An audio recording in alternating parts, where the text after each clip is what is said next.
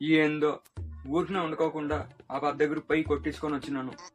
ఆ బాబు కొట్టిండే కోట్లకి 2 చెవులు వినపడలే, చెవుడు పట్టింది నాకు. ఏం చేసేది?